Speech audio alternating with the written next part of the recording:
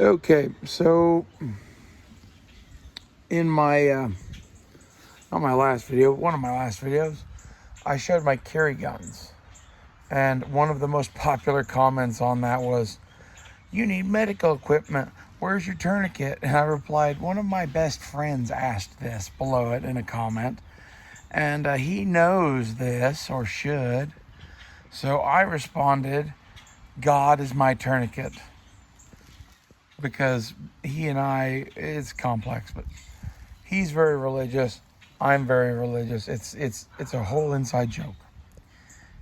Okay, so now that we've accepted that God is not my tourniquet, if you read that, or whatever it is that caused everyone in that video to assume that a video about my concealed carry guns would show this shit. I've shown this shit before. None of you fuckers ever watched it. No one ever gave a goddamn. If you can't tell, I take this shit seriously. We're going to talk about all of this stuff. And the only one of these right now that has any kind of fakery going on is this thing. This is a chest decompression needle. I don't keep this in here because I don't have very many of these, and I don't like...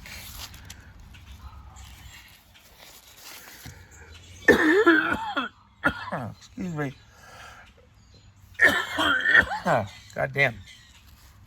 I don't like how it is tall there. So I stole the one out of this to illustrate. I decided not to buy one for this because basically this thing just likes to fall out of here. It's too tall. If I can find a shorter chest decompression needle, sure, but not likely. So this is my ankle kit. This is a TK4 tourniquet that is easy to get out but difficult to get in there. So that's going to stay. But it fits in there. This ankle rig is from Galco. This is the Galco Ankle Safe, I believe is what they call this. They make extenders for their ankle holsters. I have two extenders, one for an ankle holster, one for this guy. Just in case I need them. The reason I do that is because if you wear these with combat boots, you need the extenders. This thing, because of its big chonk, you might need the extender anyway if you have thick ankles. I don't have thick ankles, so I don't need it. But it's worth mentioning. And as far as what's stuck in here, I have a single small quick lot, and then I've taken two of these USGI bandages, and I stuck them together with a piece of 100-mile-an-hour tape. That kind of keeps it all together. I might take some tape and stick this on there too, but I kind of want to be able to break that out. These two open from the end here, so there's no downside to them being stuck together. It just keeps a lot of mess from happening. But all that is on my ankle. That's, you know, is that an ideal medical kit? No, it would be better with the needle, but until I find a shorter needle, everything I have is a work in progress. So this ankle kit, we're looking for shit to fill it out. This isn't so much a boo-boo kit. I have Band-Aids in my wallet, but this is for gunshots and shit. This is a tourniquet, a couple of trauma bandages, and a little thing of quick clot, and maybe a needle if we can fit one. So that's on our ankle, okay? We'll get to this stuff in a second. Next to the Wilson bag in our car is this mofo. And it's got some crosses painted on it to let people know it might be medical or whatever.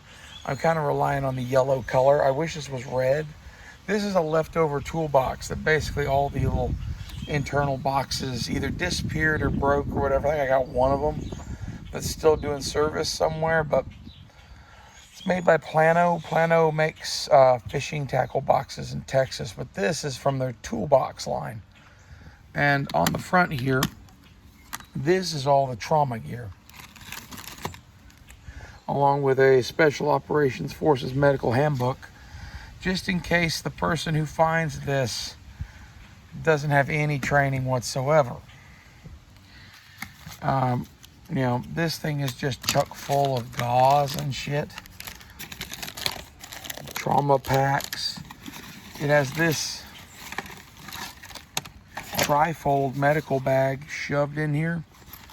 And that's so if you need just trauma gear and you're gonna leave all this rest of this shit alone, you can pack this bag. There's more tourniquets in here. There's more quick clot. There's more gauze. I don't even remember what all else is in here, man. I really don't want to get into unpacking this,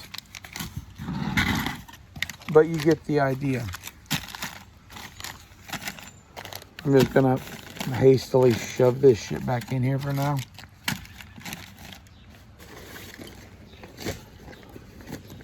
So we have a lot of medical in our car. That's why I'm not bringing up, you know, I put a tourniquet on my rifle sling. You know what? That does you about jack diddly good. Like, I don't know, it's better than nothing, don't get me wrong. But I take medical pretty seriously. And this is the car kit. And the car kit is like a battalion level first aid kit, group level first aid kit. This is made for 20 or 30 people to sit out in the bush for probably several months. So, you know, we got all kinds of shit in here. Will you run out of stuff if you were doing that with that many people for that many months? Yeah. But this is a man-packable thing. This is as much first aid shit as I can fucking manage. So, you know, there's a flashlight and a Mora knife that goes in here too, but they aren't in here right now because the flashlight's getting new rechargeable batteries, and that's a project. And the Mora knife's getting resharpened with a bunch of other shit. So take that into account too. Okay, kind of just basic. This is more the boo-boo type of stuff. You know, I've got some additional stuff here, but this is basically a medic bag that has been, there's a medic bag refill kit that I bought and added a shitload more trauma gear to, and a couple other things like that book and the medical bag. And if I can get this fucker closed.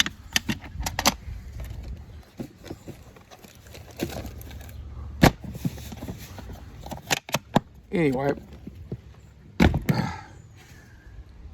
that is next to that Wilson tennis racket bag. So there's no tourniquet in the fucking rifle bag. You know, I've got a tourniquet on my ankle with some bandages and shit. And then these are my other kits. This is on my web gear. It's where I stole this from. And we'll get to that in a second. This is, I don't keep this with mine because it has a food bag with it or whatever, but if you have people with you that have diabetes, you might want some food, and I would encourage you to have candy and real food because you don't know which they need. Are they so bad that they need sugar now because they're about to die because they took too much insulin, or do they need a stabilizing meal? So a couple of MREs, especially the ones with candy in them, might not be a bad idea. Okay, this thing, when I bought this on Amazon, it was like 12 or 13 bucks. That was in the before 4 times. Now they're like 25 or 30. This is basically a metal box of Band-Aids and alcohol wipes. This is my home first aid kit. This keeps us from breaking into that thing unless we absolutely need it. That thing is expensive enough that depending on how my car is and where it is, this might be in my garage, this might be in my car. You know, if we're cruising around town all day, every day going to work, this is not in the car probably. If we're out camping, it's probably in the car. That kind of logic. Like, it's too much money just to leave in the car. So when that's not in the car day to day or whatever, I break out components into a smaller kit like this, and it stays in the car. So there's always something there, but it may or may not be that full. You know, I don't even know what the value of that thing is because it's, you know, $150 repack kit plus $400 or $500 worth of trauma gear, and then the book and the bag are probably $50, and then whatever that container is, you know. But you know, this thing's got some kind of basic shit in it, and I would encourage you to have just a basic boo-boo kit like that around the house to keep you out of your other kits, because ideally you don't want to ever touch these things. And then this thing is my belt kit for my survival rig, combat rig, whatever. This is a boo-boo kit. It has like Advil, Tylenol, anti-diarrheal meds, Band-Aids, that sort of shit. And it's you can get these at the grocery store, Johnson & Johnson. It's a first aid kit, but it's like a Band-Aid box. It's like $1 or $2 or something. Then you stuff it with as much shit as you can and wrap it in 100-mile-an-hour tape. I got a couple of cat tourniquets, and the thing with cat tourniquets is you need to buy the real ones. These are from the Tactical Medic. They're real, and they've never been used. Cats are single use. If you're going to train with it all the time, get an NSW with the metal spindle. Those spindles eventually will break, so just don't ever use them until you really need to use them. And all the rest of this is pretty much a ventilated operator kit from James Yeager, but with a couple of additions here and there, quick clot, more tourniquets, and the boo-boo box. I don't know, this is kind of a walkthrough of my medical equipment. Tell me what you guys think. It's kind of like everything else with me. This is a work in progress. And this is not the most prepared anybody is, but I don't know, this is the better part of $1,000-ish of medical equipment probably. Most people don't have that. You know, some of it is focused on basic first aid. Some of it is focused on wilderness, comfort first aid, like bug spray, sunscreen, that sort of shit. And some of it is focused on bullet wounds and knife wounds and that sort of shit. I don't have a surgical set in here. I used to have one, but it got trashed out. I have scalpels in here, but I think I've got a couple of pairs of forceps in here. I need to get a full surgical tray again because basically I have people that would know how to use such things. We have medical doctors in our families and groups and shit, and having a surgical set might be a good idea. And, you know, even for the doctor or whatever, that Special Forces handbook, I had a couple of them look at that, and they're like, this is actually, if you wanted to just know how to treat people, you could just memorize this book. And that's what I was looking for to have in the fucking kit. So I'd highly recommend the book. I'd highly recommend the Tactical Medic. I'd highly recommend ventilated operator kits, which I think Tactical Medic still sells. That's a James Yeager thing. It's basically a thing of compressed gauze, a tourniquet, a chest decompression needle, some duct tape, and something else. I don't remember what all is in it, but it's like $50-$60 worth of gear, and it is a thing that you could pack a med kit with and put it on your rig, and it has shit in it people would need. You know, this version here, I've added quick clot and extra tourniquets to. That's common sense. This thing is not really common sense. It's my own creation, but God, you got to admit, this is a handy, like this is Band-Aids and the meds from a first aid kit. Those are the things you're going to use the most other than bullet wound stuff in combat, right? So if you need basic bitch Band-Aids or Advil or anti-diarrhea meds or something along them lines, all that's in there. Anyway, this is the follow-up to my carry gear that no one will watch. It's my main critique of the people commenting about how I should have medical gear. They don't bother to watch the other fucking videos, so why would I even worry about making a video about this so that they don't leave their comment. Like, the gun community in general likes all the cool shit. They like the guns, and they like shooting people, and they like being Billy Badass. But they don't like sewing on buttons or building first aid kits or building shelters or, any one of 100 things that, like, in my mind, for a prepared citizen, you are militia. Militia is like light infantry. You should have light infantry skills. And, some of those things are living out of a fucking rucksack on the land. Tactical camping. If you want to be good at being a militia and be good at being an infantryman, you should be good at camping. Or more specifically, backpacking and rucking. That was my takeaway from watching Nothing Fancy for years and years.